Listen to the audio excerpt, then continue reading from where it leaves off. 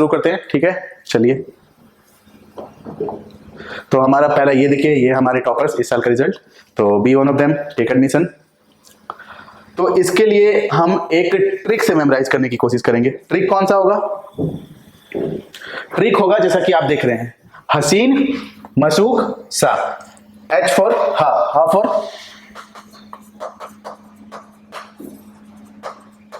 Haryanka, okay, C for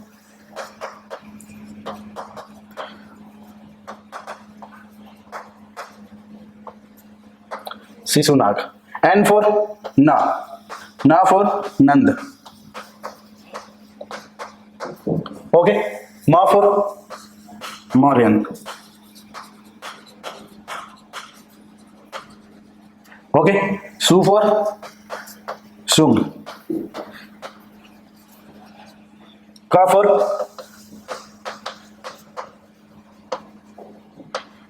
Kanva, okay, and last सा for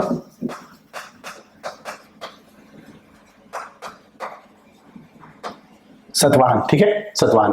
तो ये हसीन मशूक सा, ये एक क्रोनोलॉजिकल ऑर्डर में भी है, जैसे कि हा फॉर हर्यक, सबसे पहला kingdom, okay, C for Shishunaga second, N for Nanda third, म से मौर्यन फोर्थ, फिर Shishunaga sorry Sunga sixth, sorry fifth, उसके बाद कन्नव सिक्स्थ और सेवेंथ सतवाहन, ठीक है। तो हर्यक, शिशुनाग, नंद, मौर्य, सुंग, कन्नव एंड सतवाहन।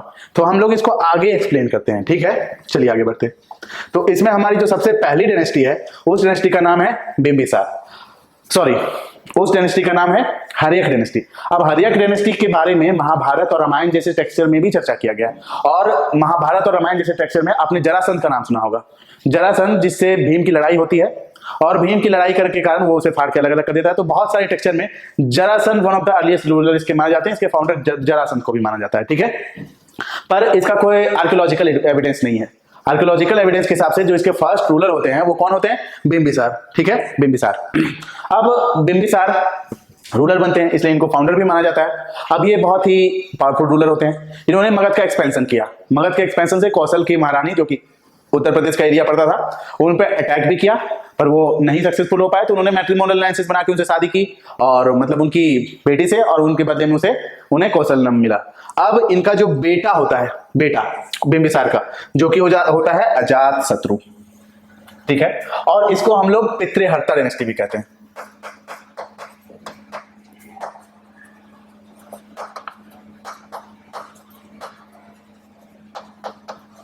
क्या कहते हैं? पितृहर्ता डायनेस्टी। पितृहर्ता इसका नाम क्यों पड़ा पितृहर्ता? पितृहर्ता इसका नाम इसीलिए पड़ा क्योंकि इसके ज्यादातर जो रूलर थे अपने पिता को मार के राजा बने थे। जैसे कि बिंबिसार के बाद रूलर बनते हैं अजातशत्रु, ठीक है, सॉरी अजातशत्रु। और अजातशत्रु अपने पिता को मार कर राजा बनते हैं। ये बड़े ही स्ट्रॉन्ग रूलर थे, one of the most important ruler of this kingdom. इन्होंने अवंती को अपने शामिल करने का कोशिश किया था, ठीक है। और इनके टाइम में जो एक्सपेंशन था वो बहुत ही ज्यादा था, बहुत ज्यादा था, बहुत भयंकर एक्सपेंशन था इनके टाइम में। इनके टाइम में जो मगध एम्पायर था वो बहुत ही ज्यादा प्रॉस्परस हुआ, ओके। इसके बाद जो राजा बनते हैं, इनके बाद राजा, इनका बहुत ही इंपॉर्टेंट स्थान है हिस्ट्री में। क्यों? इनका नाम था, एनी गेसेस कमेंट में बॉक्स में लिखिए, इनका नाम क्या था, तब तक मैं बताता हूं। इनका नाम था उदयन, जो किसके बेटे थे? अजातशत्रु के। ये भी इनको मार कर ही राजा बने, ठीक है। इनका जो टाइम, इस पूरे डायनेस्टी का जो टाइम पीरियड था 544 से 413 बीसी था। अब ये क्यों इंपॉर्टेंट है? क्योंकि इन्होंने पाटलिपुत्रा का स्थापना किया था बौद्ध विहार के तौर पर, ठीक है। पाटलिपुत्रा का किस रिवर के किनारे? गंगा कॉन्फ्लुएंस। पाटलिपुत्रा का जो स्थापना हुआ है, पाटलिपुत्रा का जो फाउंडेशन हुआ है, कॉन्फ्लुएंस के किनारे हुआ है। कौन से कॉन्फ्लुएंस? गंगा एंड गेसेस सोन, ठीक है, जो अमरकंटक मध्य प्रदेश से निकलती है। तो उदयन। अब इसके जो लास्ट रूलर हुए जिनका नाम था नागदशक, ये नोटेबल पॉइंट है, नागदशक, जो कि बड़े ही वीक रूलर थे, कमजोर राजा थे। और हिस्ट्री में ऐसा हुआ है कि कमजोर राजा को रिप्लेस किया गया है।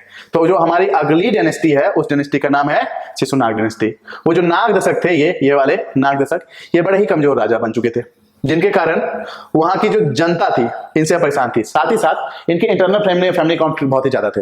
फैमिली कॉन्फ्लिक्ट थे कैसे? जैसा कि आप जानते हैं कि इनके जो बेटे हैं वो पिता को मार देते थे, जिस कारण जनता भी पूरी तरीके से परेशान होती है। तो जनता ने ही चुना इन्हें शिशुनाग को बोलो कि आप राजा के खिलाफ रिवॉल्ट करिए, हम आपका साथ देंगे। और ये राजा के खिलाफ रिवॉल्ट करके कब्जा लिया इन्होंने, किस पे? किंग पे, थ्रोन पे, है ना।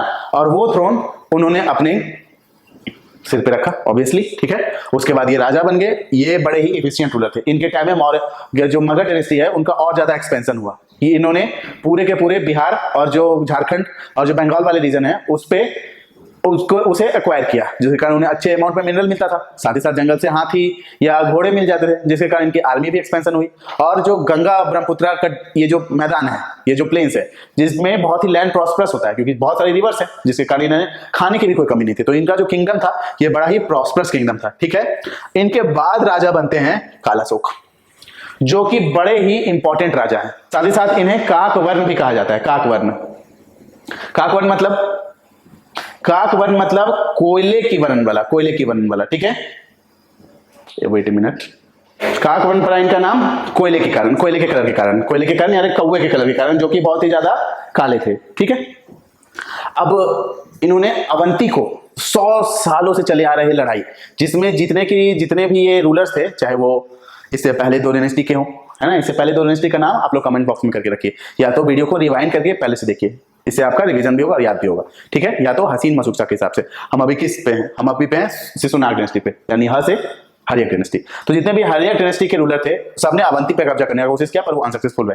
पर इन्होंने किसने? कालाशोक ने अवंती को एक्वायर किया, ठीक है। और जो मगध का रीजन था, ये इंडिया है, ये रफली, तो ये वाला जो रीजन था, ये पूरे इस रीजन में मगध एम्पायर को फैला, इस पूरे रीजन में। तो मगध एम्पायर और ज्यादा बड़ा और ज्यादा प्रॉस्परस हुआ किनके टाइम में? कालाशोक के टाइम में। पर इनका जो रूल था ना वो बहुत ज्यादा लंबे समय तक के लिए नहीं चला, क्योंकि इनके कालाशोक के बाद कोई भी स्ट्रॉन्ग और एफिशिएंट रूलर इनमें नहीं हुए। जितने भी रूलर हुए वो बहुत ही ज्यादा वीक थे। और इसके जो लास्ट रूलर थे जिनका नाम था महानंदिन। अब इनके वीक होने का कारण क्या था? क्योंकि कालाशोक के 10 बेटे थे और इन्होंने ऐसा था, अभी इंडिया रफली इस टाइप का है। तो ये वाला जो रीजन है, ये वाला रीजन इस पूरे रीजन में मगध था, जिसके 10 छोटे छोटे पार्ट में उन्होंने बांट लिया, अलग अलग 10 छोटे छोटे पार्ट्स में, जिसके कारण किंगडम ऑलरेडी वीक हो गया, फिर अलग अलग इन्वेड होना शुरू हुआ। तो ये जो लास्ट रूलर थे महानंदिन, वो भी एक वीक रूलर थे, एफिशिएंट रूलर नहीं थे, जिनका एक कोटियर था, है ना। हम अभी शिशुनाग पे हैं, हसीना, जिनका नाम क्या था? नंद। चलिए अगला स्लाइड पे चले जाते हैं। नंद डायनेस्टी। और नंद डायनेस्टी के फाउंडर कौन थे? महापद्म नंद। ये रहे, देखिए ये नंद डायनेस्टी के फाउंडर महापद्म नंद। अभी जो महापद्म नंद थे वो पहले नॉन क्षत्रिय या शूद्र रूलर या नॉन क्षत्रिय,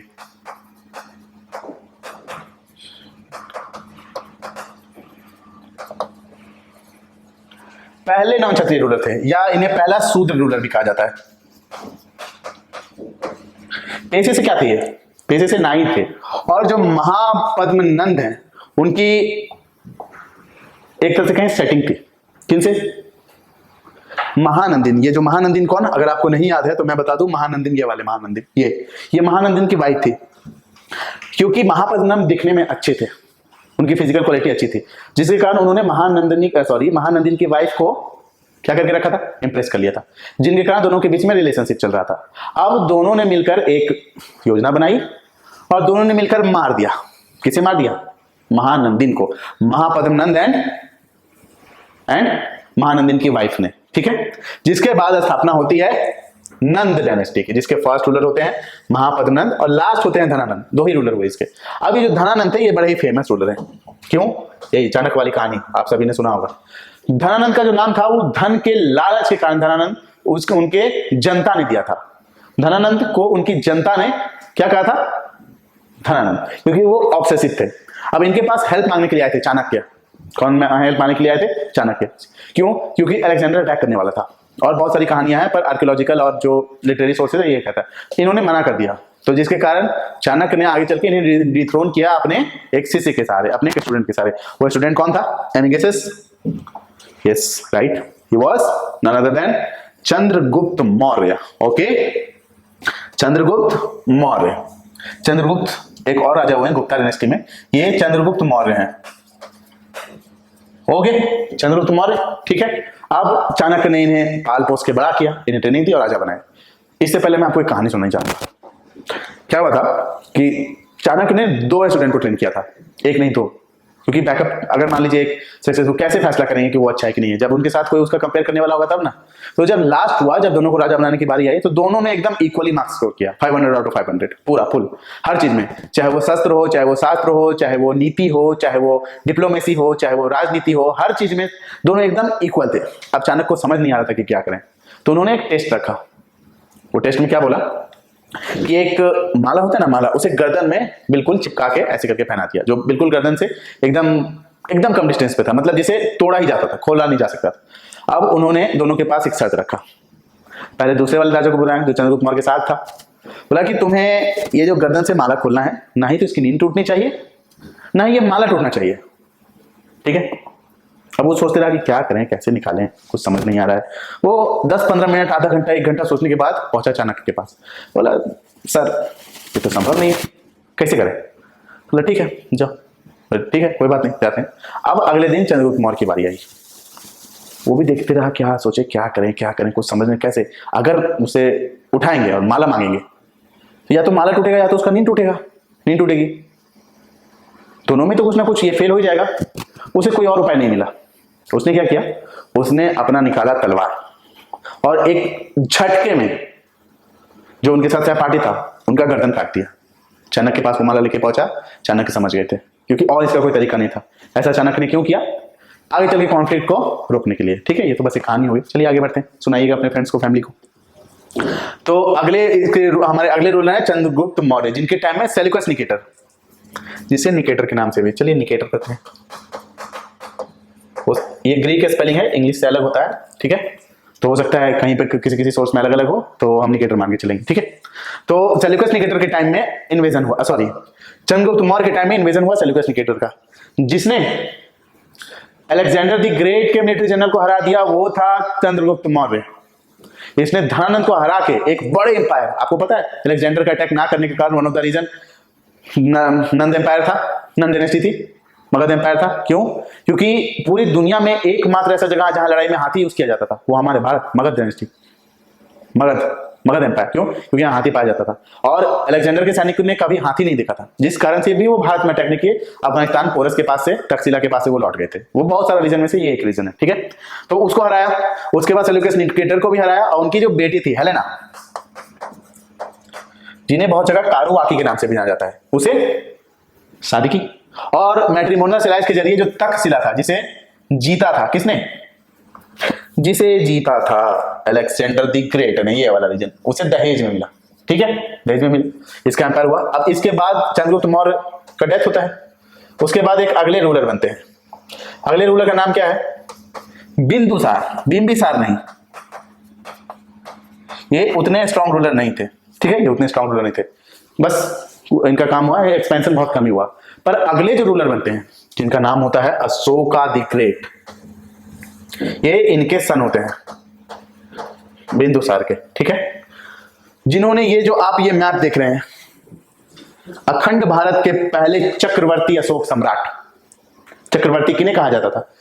हमारे अगर शास्त्र का आप माने तो चक्रवर्ती जिनका बाउंड्री हिमालय से लेके, नॉर्दर्न हिमालय से लेके सदर्न ओशियंस तक, सदर्न सीज तक, ईस्ट से लेके वेस्ट तक जिसकी बाउंड्री जाए उसे चक्रवर्ती कहा जाता था। और ये पहले चक्रवर्ती थे, बड़े एफिशिएंट रूलर।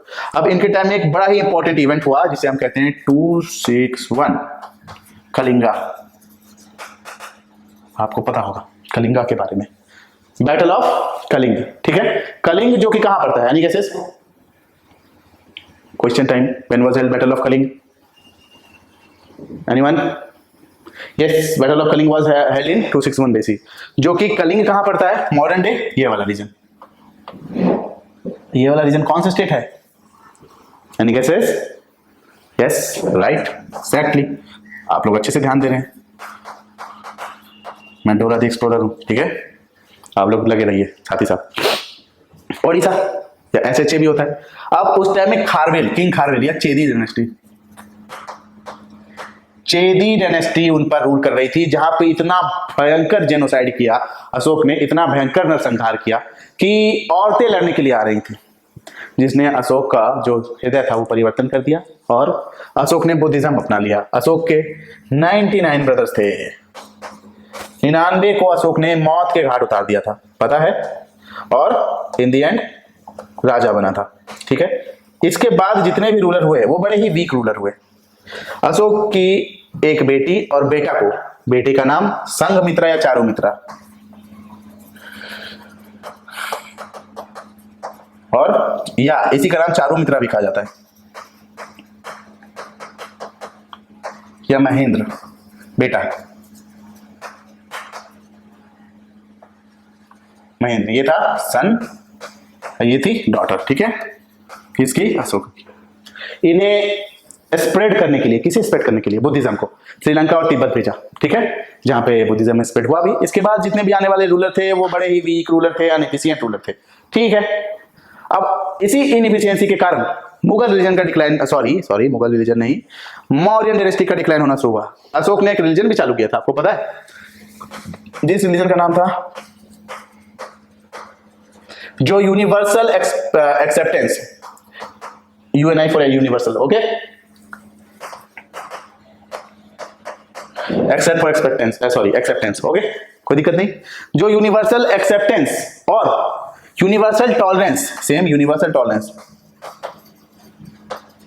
टॉलरेंस मतलब क्या होता है? टॉलरेंस मतलब बर्दाश्त करना, मतलब सबको एक साथ लेके चलने वाला रिलीजन था। कौन सा? धम्म, जो कि ऑब्वियसली आगे तो सक्सेसफुल नहीं हो पाया, ऐसा हम जानते हैं कि धम्म रिलीजन का भी कोई नहीं जिंदा है। ठीक है, आने वाले रूलर बहुत ही मतलब अनएफिशिएंट थे, बड़े ही कमजोर थे, पर ये बहुत लंबे समय तक रूल किए अशोक के कारण। ठीक है, 321 to 185 BC यानी बिफोर कॉमन एरा, है ना, बिफोर क्राइस्ट।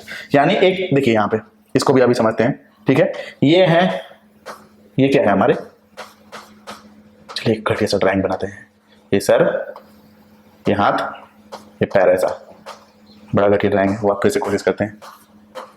यहाँ पे सर, ये हाथ और पैर ऐसा, ये यहाँ पे कील, यानी gases. Yes, he is Jesus Christ, Christ ही लिखते हैं, हटाइए।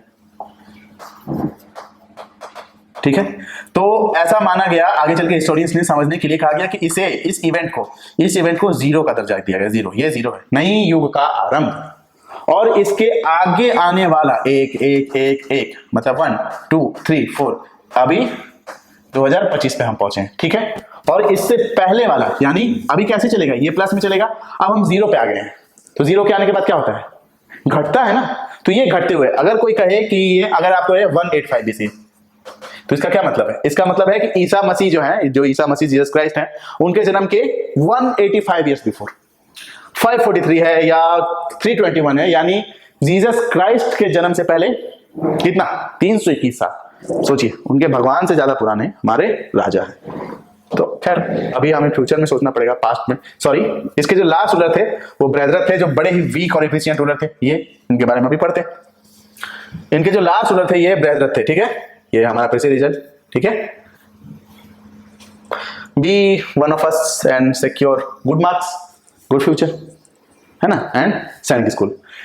अगले रूलर हैं सुंग डायनेस्टी के पुष्यमित्र सुंग, जो बृहद्रथ, जो कि एक वीक और इनएफिशिएंट रूलर था, जिसके टाइम में कॉन्स्पिरेसी होती रहती थी उसी के खिलाफ, और उसे कोई फर्क ही नहीं पड़ता था। वो बुद्धिज्म को इतना छूट देके रखा था कि बुद्धिज्म ने पूरे के पूरे मगध एम्पायर को वीक कर दिया। लगातार इन्वेजन होते रहता था, पर इसकी पॉलिसी बहुत सॉफ्ट थी, जिसके कारण इनका जो सेनापति था, जिसे मिलिट्री जनरल कहते हैं, बड़ा ही क्रोधित हुआ। इसने तलवार निकाला और पूरी जनता और सेना के सामने सिर अलग कर दिया। किसका? अपने राजा का, बृहद्रथ का। और एक नए एम्पायर का फाउंडेशन होता है जिसका नाम है सुंग डायनेस्टी, जो 185 BC to 73 BC, यानी जीसस क्राइस्ट के जन्म के 73 इयर्स बिफोर, जिसके पहले रूलर थे पुष्यमित्र सुंग। इनके एक बेटे होते हैं जिनका नाम होता है अग्निमित्र,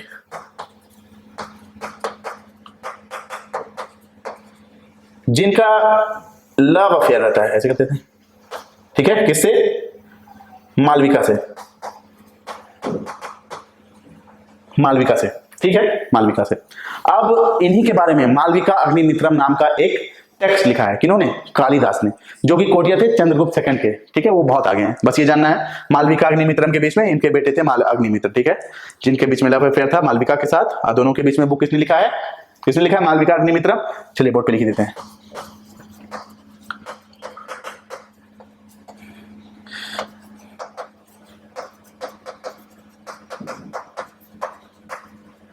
मालविका अग्नि मित्रम, मालविका अग्नि मित्रम, अच्छे से लिख देते हैं। ओके,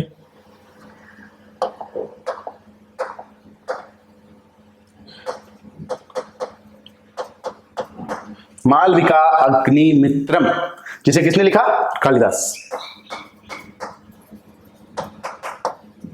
आगे बढ़ते हैं, इसके जो लास्ट रूलर थे। फिर अच्छा, ये बौद्धिस्ट रिलीजन को लेकर के ये बहुत ही इसका माथा खराब हो चुका था, क्योंकि इसके नजर में बौद्ध रिलीजन के कारण डिक्लाइन हो गया था। किसका डिक्लाइन हुआ था? मगध एम्पायर का। इसने एक बात कही थी कि जिसके सर पर तिलक नहीं देखो उसका सर मेरे पास लेके आओ। मतलब उस समय इस्लाम था नहीं, क्रिश्चियनिटी था नहीं, जिसके सिर पर तिलक नहीं होगा या तो वो होंगे बौद्ध या तो वो होंगे जैन, और उन्हें मारना शुरू किया ये, जिसके कारण बौद्धिस्ट रिलीजन हमारे इंडिया के बाहर फैला। ठीक है, इसके लास्ट रूलर होते हैं देवभूति, जो कि ऑब्वियसली वीक रूलर थे इसलिए मारे गए, और हमारे अगले किंगडम का जन्म हुआ। हम किस पे आ रहे हैं? हसीनामासु, शु शुंग। अब हम आए क पे, कन्नब। कन्नब डायनेस्टी का कुछ ऐसा, ये देखिए हमारा रिजल्ट है इस बार का भी। ठीक है, एक बार और देख लीजिए। ओके, हम रिजल्ट देते, सिर्फ बातें नहीं। चलिए ठीक है, सुंग डायनेस्टी, सुंग डायनेस्टी हो गया। अब कन्नड़ डायनेस्टी ऐसा कुछ इन्होंने इंपॉर्टेंट किया नहीं, ये ज्यादा दिन तक रूल भी नहीं किया, जैसा कि आप देख सकते हैं कि 28 से लेकर 73 तक, है ना, अप्रोक्स कितना साल का हुआ? 40 और 2 42 3 45 साल, मात्र 45 ईयर्स इन्होंने रूल किया, यानी वीक रूलर थे, स्ट्रॉन्ग रूलर नहीं थे। इसके पहले रूलर है कन्नड़ वासुदेव, जिसने अपने नाम पे डायनेस्टी का नाम रखा, और लास्ट रूलर है सुसरमन, जो कि वीक रूलर थे। अब हम कहाँ पे खत्म हो चुके हैं? इनका टाइम पीरियड कब से रहा है? 73 टू 28 BC। ठीक है, अब हमारे अगले रूलर कौन होंगे? कन्नब, मासुका सा, सतवाहन। ये बड़ा ही इंपॉर्टेंट रूलर है और बड़ा ही स्ट्रॉन्ग और बड़ा रूलर, क्या कहते हैं, किंगडम था, है ना। इन्हें आंध्र सतवाहन के नाम से भी जाना जाता था। कैसे?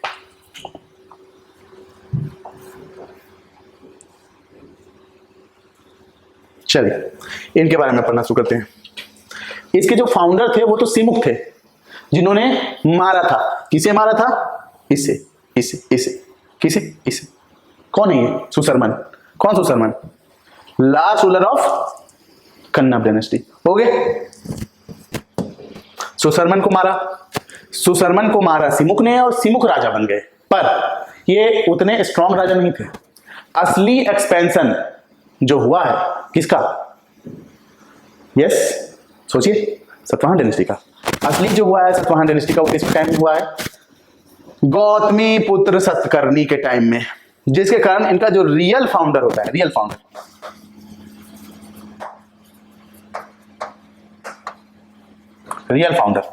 उनके रियल फाउंडर कहे जाते हैं किसे? इन्हें गौतमी पुत्र सतकर्णी को। और ये फर्स्ट ऐसे रूलर हुए, first to use mother's name.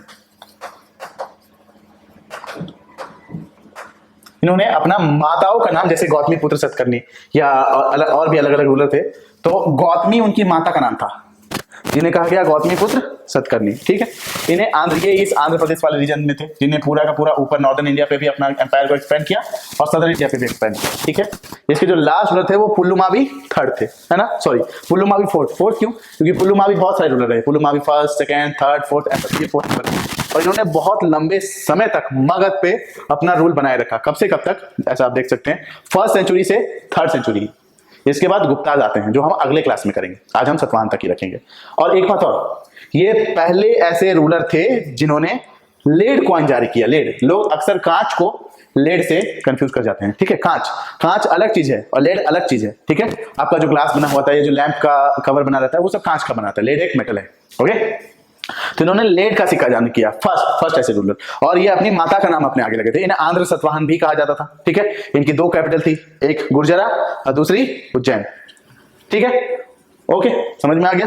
चलिए अब हम लोग आगे चलते हैं, आगे यानी क्लास को खत्म करने की तरफ। हमारा क्लास अब यहीं पे कंप्लीट होता है। उम्मीद करते हैं कि आपको समझ में आया, आपको क्लास नोट्स बनाना ना भूलें, कॉपी में लिखना ना भूलें, और पेन और पेपर लेके ही बैठें। ठीक है, पेन और कॉपी, उसमें नोट करें। Okay, good bye. चलिए इंतजार करते हैं। Hari Om to all of you, और पढ़ते रहिए।